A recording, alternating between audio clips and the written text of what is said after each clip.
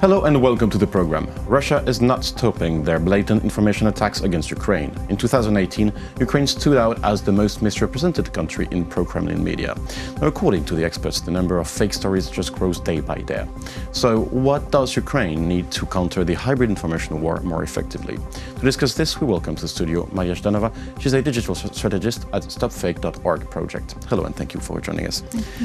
So, first question, out of 1,000 fake news articles posted online, 461 were about Ukraine, so nearly half of it. So this was published by the fake news watchdog site called EU versus Disinformation. Now, which Ukraine-related narratives of disinformation were the most frequent in 2018? Thank you. Yes, we actually read this report. It was done by our partners. And basically, Ukraine does not only lead in the disinformation examples, but it also sets an example of how to counter it. This is what StopFake does. In terms of the main popular fake narratives, first of all, it was about the independence of Ukrainian Church, because obviously it was the topic of the year and also at the beginning of 2019.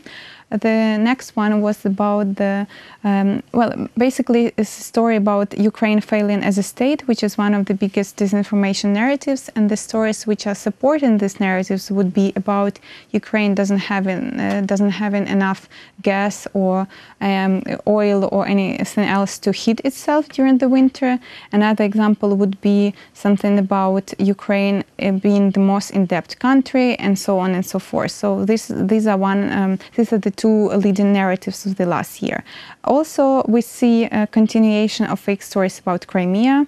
Again, we see continuation of fake narratives about Ukraine being aggressive in the east and basically still attacking, and so on and so forth. Now, what are the effects, the direct effects of these narratives? I think basically the goal of this would be to show the West and other countries that are still supportive of Ukraine that basically you should let it go and don't basically pay attention to it. And because as we see happening in France, or we see happening in Spain and in the Netherlands and other countries, that people are questioning whether we should support Ukraine or not. And I think the idea of showing that this is another failed state with corrupt government is basically what they want to achieve. So it's mostly aimed not only at Ukraine, but mostly for the West, is what you're saying. Basically, it's only to mostly to undercut the West support to Ukraine. Yes, I think it would be the main reason. The second, of course, would be targeted toward the population of Ukraine to show them that the Maidan was a mistake, that everything that happened afterwards led to the Russian aggression, which is untrue, and which they're trying to promote and basically make Ukrainians question their decision that they made in 2012, 2013, 14, and so on. Now, these narratives have been recurring since, as you said, 2014. Aren't now the Ukrainian used to it, and didn't they develop some sort of critical thinking from that? Well, I think yes and no, because on the one hand, you're right. And for instance, on our Facebook page, where I get in messages saying, okay, come on, we've heard it so much time, we know that it's false and it's fake. But then again, we are only covering a certain part of Ukraine and certain people. And again, in terms of disinformation, it's very hard to reach people's hearts and minds, because they're very likely to believe what they're used to believe. And so I think most of the audience we're reaching to is those who already kind of are with us. So this is a tricky thing for everybody who is dealing with disinformation and trying to win people over.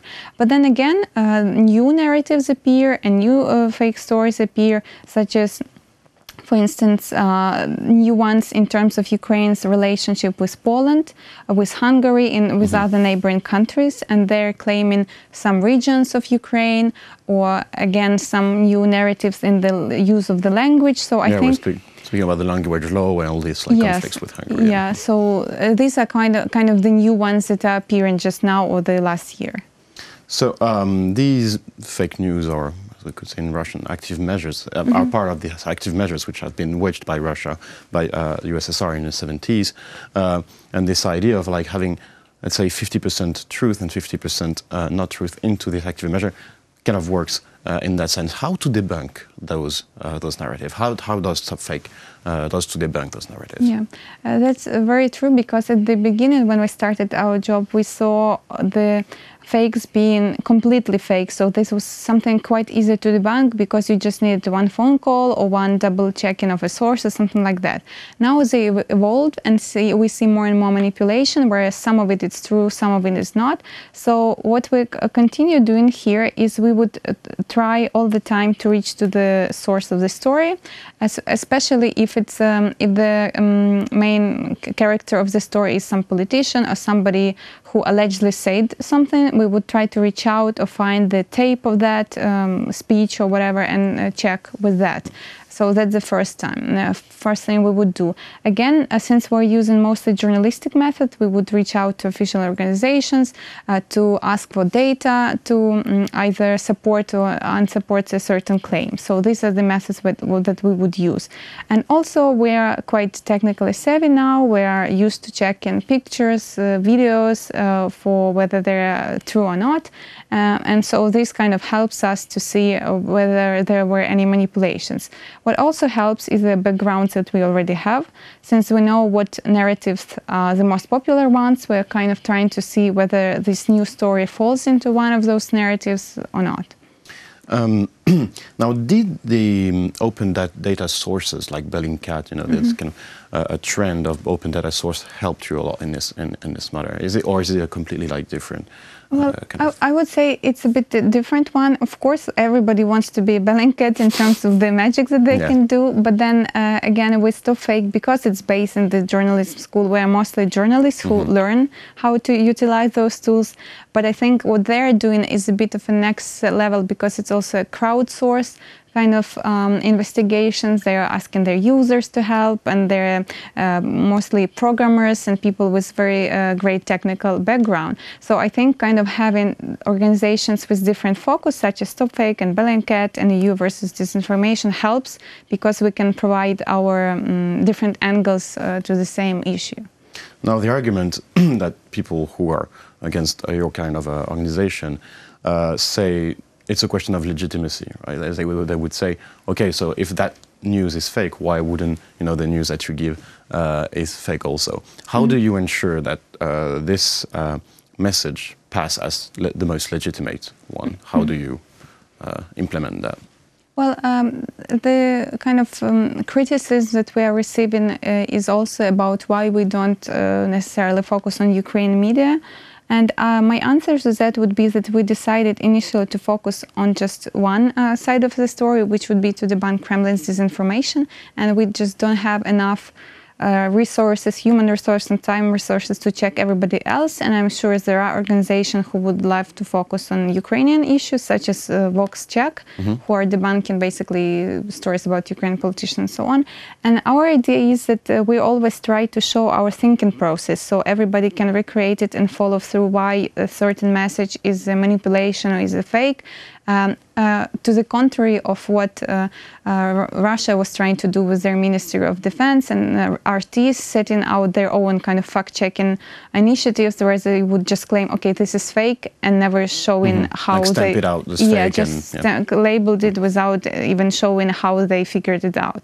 So this is kind of what is our approach. So the idea is for people to appropriate themselves this process and to get through this critical thinking. So they can understand, okay, so if they say Ukraine is the most in-depth country, where can we go to check the rankings, what data they're using there, and so on and so forth. Now, my next question is going to be mostly about what's next for your organization. Do you plan to expand? Do you plan to, what's going to happen next for StopFake? We, at one hand, we've already expanded to 13 languages, and we're not sure if there could be more. But our idea is to grow into a research organization as well. So we've already done a couple of those studies. One, which I co-authored, was for the Oxford Internet Institute. We did a case study on Ukraine. Another one was our own research on the whole database of debunks that we have. We tried to look into which sources were sharing mostly fake news. So the logical step for us, since we're based in the academia, would be to focus on research. And we're also actively supporting different initiatives such as introducing media literacy to Ukrainian schools. So we're developing programs on that. But basically to stay in the journalism/academia realm rather than go into open data investigations and this kind of approach. Now, and to conclude this interview, what could the West, because the West now is kind of discovering this fake news and this disinformation campaign waged by Russia, what can the West learn from Ukraine on that matter? I think the first thing would be to learn that this is quite different from what is happening, say, in the West, where fake news are now the term which was kind of, which is now not the right term to use, basically, because of how it's used in the US. And by whom it's used. By whom, exactly. So I think there is, the difference should be made between active measures and hybrid war and what we see in Ukraine, and then clickbait, fake news, and claiming each other's to be fake and taking sides. So this is the first thing, to distinguish what's going on in Ukraine. The second one would be not to fall into the kind of, okay, but Ukraine is just another part of the story, we should hear to opposing views, and again, of West being very critical of initiatives such as Ukraine banning Russian TV station, of Kontakte. I think these are the measures that should be done in this concrete case, and without knowing the context, you cannot really judge this in terms of the freedom of speech dialogue, which would be appropriate in some other countries. So I think these are the main lessons that should be learned. Well, thank you for joining us in our studio today for this overview. It was a pleasure. That was Maria Zhdanova. She's a digital strategist at StopFake.org project. Thank you for watching the program and stay tuned for the rest.